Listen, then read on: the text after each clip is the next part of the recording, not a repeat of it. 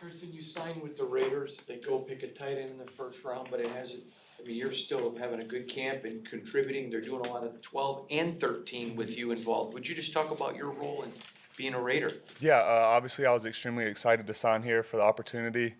Obviously they go out and draft Brock, who's an amazing player. Really my focus once that happened and camp started really was just focus on myself, focus on making the team and focusing on trying to carve out a role and just do whatever I can to help the team succeed, whether that's on offense or special teams. So that's really my mindset right now, is just improving in that factor.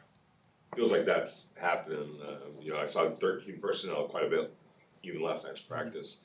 Do you feel like you're carving out that role, and what do you expect that role to be? Yeah, I mean, obviously it's still early. Like, it all depends on game plans and stuff of how Coach Getsy wants to attack teams. So, really, like I said, just trying to improve my game, just to show that I'm capable of being on the field. So, trying to make it hard for them to keep me off the field. Really, that's my goal. And then, like I said, just do whatever I can to help the team win. You were pretty highly acclaimed tight ends in college, Mackey Award, all that kind of stuff. You guys talk about that at all? Were you aware of both of those players as well? Yeah, I was definitely aware of them. I'm a few years older than them, so I watched them play in college because I'm a big college football fan. So I watched that. I grew up in Georgia, so watched the Bulldogs, watched Brock. We don't really talk about it much. We've had a few conversations, but it is pretty cool. Like 3 Mackeys in one room is pretty cool. So. It's something we've talked about a little bit. What have been your first impressions of those two guys as a teammate the last few months? Yeah, obviously they're extremely talented football players, but this is one of the closest knit tight end rooms I've been a part of so far. Everyone in there is a good dude. We all get along. We all have fun. Coach Steckel keeps it light, but he's very to the point, getting us prepared for what we need to do every day. What do you think you do best, and would you like to see yourself improve? I actually think my best attribute is that I can do a little bit of everything. So really every day my focus is improving all aspects of my game, because I want to be a person that can be trusted by the staff to just go in and plug and play, whether that's run blocking, pass blocking, or catching the ball. So that's really something I pride myself on, is trying to be a complete tight end in that way. It feels like there is an intentionality to get you guys involved, all phases. Is that different from what you've experienced in the past? I would say a little bit, but I mean, I was in Cleveland with Stefanski, who he was a big 12 and 13 guy, and then I was there with David Njoku, who's an extremely talented player. So it's definitely a priority, but I mean, nowadays with the tight ends that are in the NFL, the roles are growing, so it's good to see though. You mentioned Njoku, and you've kind of been here before with that other elite tight end in the room. How does it not get frustrating when there's a lot of people? There's a narrative of, hey, if this guy had the position to himself, he would shine. Then you come here, and it's like, okay, now there's other guys here still. Like, how do you keep that from getting frustrated? Obviously, I would say it's like human nature to let it frustrate you, but I mean, at the end of the day, my job is to come here and help the team win, and whatever happens. My goal is to just improve daily, and whenever my opportunity comes, make the most of it, because at the end of the day, it's about winning, and my job is to help the team win in whatever role that capacity is. All right, thanks, Harrison. Thank you, guys.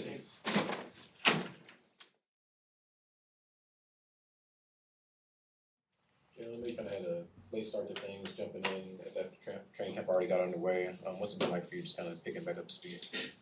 It's been nice. Just tried to stay in the book while I was out, keep up with things, keep up with the coaches and stuff. But I mean, it's all good. It's nothing new to me. Just working back in, trying to find out where I fit, just doing whatever I need to, 100% and then some.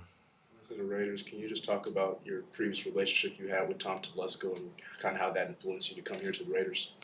Yeah, sure.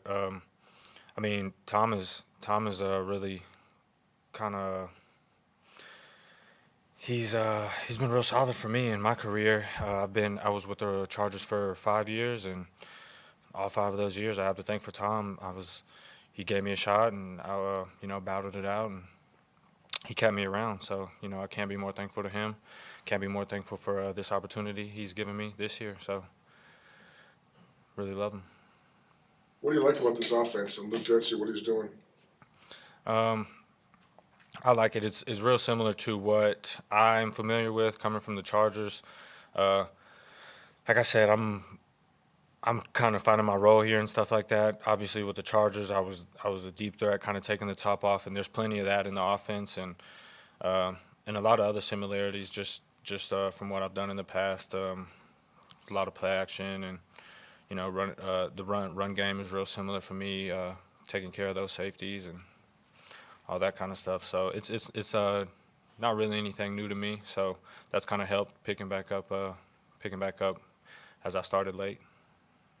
You mentioned a couple times trying to find a role. What do you feel like is the best role to maximize your skill set? I like to play. I like to kind of Coach Bennett, EB. He mentions playing bully ball, and that kind of entails, like I said, getting down there, no safeties, being real aggressive in the run game. That's one thing I really appreciate, and I think that my skill set can bring. And also speed. There's a lot of routes that run, a lot of routes that you need to be where you're supposed to be on time, and so that kind of aspect. Like I said, just getting to where I need to be, opening up my stride and being able to roll. Since you got here, I've been surprised at your downfield blocking. I didn't know that part about you. Do you think the toughness part of your game is underrated? Yeah, I guess it depends on where it was rated. I will say that, as time goes on, everybody you keep plugging away at something, or you stay in an industry long enough, you develop more and more skills, and I do think that this year I have developed that. Personally, in my game, I've gotten a lot stronger than I was last year, and that I've been my whole career, a lot bigger and stuff like that. So, yeah, absolutely. I think that having grown as a player and in my physical prowess or what have you has helped getting down there, being a bully, being dirty. You see veterans, stars really, like Devontae Adams and Jacoby Myers getting involved in run blocking. From your vantage point, what do you see from that? And then how does that inspire, guys that are up, role players as well? Yeah. So me and Kobe actually, I think, came into the league together the same year anyway. And he was undrafted and I was undrafted, so I've always kept up with him and seeing how he plays, even outside of the run game, is big inspiration. You know what I mean? Obviously, everything that Tay does as the guy that he is, anybody should be watching and kind of taking notes. So having those two guys kind of leading the charge is, like you said, big inspiration. Makes you wanna go harder. You know what I mean? Being with a new team, when you look at this wide receiver room, kind of compare and contrast, what are some things that really make this room different than anywhere else you've been? Yeah, sure. I think that both of these guys here, and Kobe and Tay, and Trey, impeccable route runners. Obviously, with the Chargers, we had 13, but like here, like I said, everyone here is more than willing to play bully ball, get dirty, and take the top off or run impeccable routes and stuff like that. So the whole group, all three of them are extremely rounded out. And so, like I said, as a guy that's kind of working in, trying to find his place, it makes me want to kind of up my game in all portions, from run blocking to route running to getting deep, playing fast, and all that kind of stuff. How much of developing all those other skills was just you taking pride in saying, I'm not just a deep threat guy, like I can do a lot more, and just want to prove that to people? Yeah, it's a lot of looking at these other guys. Like I said, I've always had my eye on Kobe, and just seeing how he's developed as a player from year one to where we are now is more than inspiration. He's really come along. He's become a real smart player, real good route runner.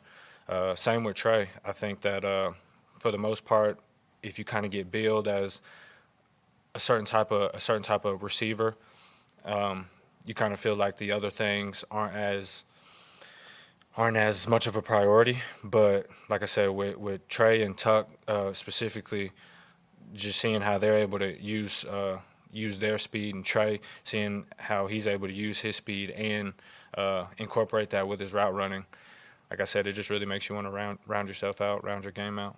You mentioned the 5 years with the Chargers, obviously saw this rivalry from that vantage point. Yep.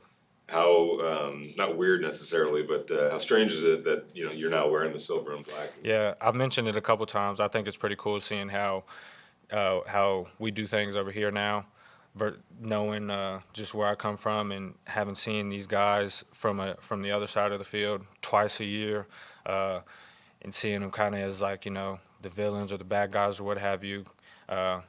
So I mean, it's just really interesting seeing how things get prepared here, how we work here, and then obviously just having that on-field kind of like competition relationship with the defense. Now I'm in the locker room with them and kind of getting to know them outside of just trying to I don't know what would you say, trying to take them on every week and outrun them, outpace them, block them as hard as you can, all that kind of stuff. It's nice to see the guys and how they get along. When it comes to the quarterback competition, how much of a factor is it on a receiver, whether how a ball comes out differently, what they're throwing? I mean, do you guys have to do things differently with their different skill sets behind center? No, I wouldn't say so. I think with the offense that we have, it's you as a receiver, you just have it's on you to be where you're supposed to be. And I think in offense, any offense in general, you want to be where you're supposed to be. Everybody, all 11 guys, quarterback included. They have drops to get. They have places where they need to put their eyes and stuff like that. So it's all ideally it works out kind of like a machine, and you can put whoever's doing whatever role they're supposed to, from receiver to running back to quarterback. It's supposed to kind of flow seamlessly. All good, guys? All righty. Thank you.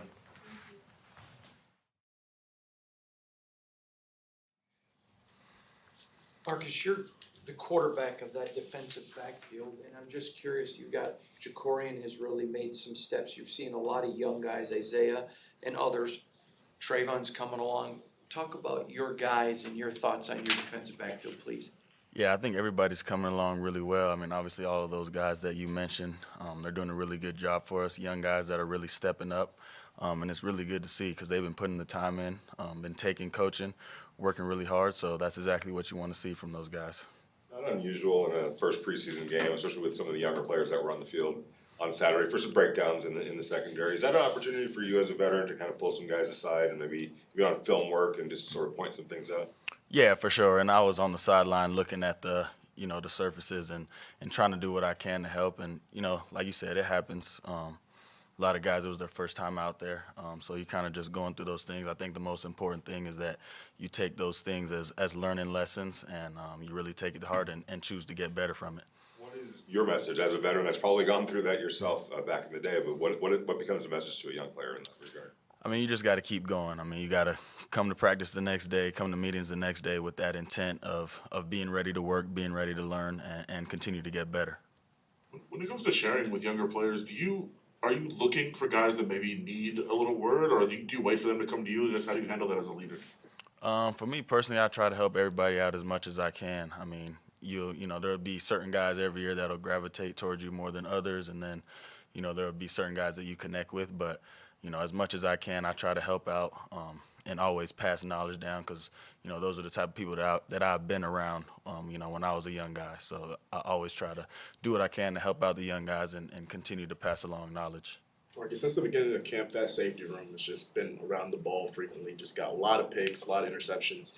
Who has been the big proponent of really placing emphasis on you guys getting after the ball, getting those interceptions? Really, it's been everybody from AP, PG, GA. They've really been harping on it. And, I feel like when you continually put emphasis on it, you're continually coaching new ways to do that and allow players to play free and do that, then those things happen. And when you just continue practicing, attacking the ball and things of that nature, then, naturally what you practice on and make habit, it'll come to life in those moments. So much of what you do doesn't show up in a stat line. There was an interception Trayvon had where just before the play you moved him over and got him in position. How much of your job is making sure your guys are in the right place? I mean, it's a huge part of it for me and Trey and Spill as well. But, you know, we take a lot of pride in that. You know, we have conversations with PG daily between the three of us and just going through those things, the communication aspects of the defense and the things that he needs from us in order to get the defense lined up. So, you know, we take that to heart and we take it very seriously. Are you and Trey at a point now where you guys are kind of interchangeable as far as your duties and what you can do from play to play? Yeah, definitely. We were pretty much like that last year as well. You know, we both feel like we're versatile safeties who can do whatever's asked of us in the defense. So, you know, we don't really put too much emphasis on free or strong. In your experience, is that rare to have two guys that can kind of do that for each other? I feel like that's just where the league's been going to nowadays. You know, I feel like in this era, there's not really a lot of teams where it's, you know, traditional free and strong safety that you would, you know, maybe think of in the past. How good can this defense be when all is said and done? I think that's up to us. I think it's something that we have to put our mind to and you know, make that decision to continue to come to work every day and never get complacent, never get comfortable, and just keep attacking each day as if, you know, we have something to prove, because we do. So, you know, we have to continue to come to work each and every day and, like I said, not ever have that feeling of getting comfortable or complacent, because that's when you start slipping. I know you and Trayvon celebrate each other very much, like whenever one of you makes a play, but he's been making a ton of turnovers lately. Is there any part of you that's like, all right, now it's my turn, I got to get him back, I got to score a little bit? Nah, man, I just let the game come to me. You know, for me, a big thing about me is I'm going out there to do my job, and you know, I'm going to let the game come to me. And you know, I'm happy and celebrating anybody on the defense who makes a play, and I feel like that's how everyone on this defense is, man. It's a real brotherhood, and every time you see anybody make a play, you know, the whole defense is celebrating, and that's the type of group you really want to be a part of. And I feel like that groups like that is when you're able to accomplish big things. Jack got here late last season. First of all, were you aware of the talent, and how long before you realized, okay, this guy is pretty darn good? Yeah, definitely. I mean, being a SoCal guy as well, I knew who he was back in high school, so definitely knew how talented he was. And, you know, I think the biggest thing with Jack is it's been good to see him still continue to come to work every day. He's another guy that I feel like hasn't really been complacent, and he's been continuing to push those limits of, you know, wanting to and trying to be the best. And I think he's doing a really good job this camp, getting his hands on the ball, and even more importantly, I think he's really taking to heart, you know, the little things of, you know, I got to be in this spot on this play because that's where the defense needs me to be and that's what's asked of me. So, you know, I think he's been doing a really good job overall. Played with some great cornerbacks. Does he have some traits that can translate to that type of level? Yeah, definitely. I mean, talent is through the roof. So, you know, it's just about him continuing to develop those small details. What is it about DCAM that has, I mean, he's performed very well and the coaches are very happy with his progression. What do you see out of him? You know, a lot of good things. First of all, he's very athletic, and then you combine that with his size, you know, you really got exactly what you're looking for in a corner. So it's been good to see him, you know, kind of get thrown in there as well and go get some meaningful reps with us on defense. And, you know, with young guys, you just want to see them continue to progress, and I think he's been doing that. Continuing with your scouting report of the secondary, what are you seeing from Trey Taylor, and how strange was it to see a Thorpe Award winner last until the 7th round of the draft? Yeah, I mean, it's crazy. You know, you don't really usually when you think of those, you know, the guys winning those awards, you think somebody who's going to be going first round or whatnot. But I think Trey has done a really good job so far. And, you know, he's another guy that I feel like even more so, he's like, you know, been one of those guys that's gravitated toward the older guys and has really shown an effort to continue to try to learn. You know, a guy that's worked hard and came in like, okay, what can I do on special teams? What can I do here? Trying to find his role. So, you know, it's been good to see him continue to develop. You see his military background kind of shining through in his discipline in that kind of area? Yeah, definitely. Good. Cool. Thanks, Mark. Thanks.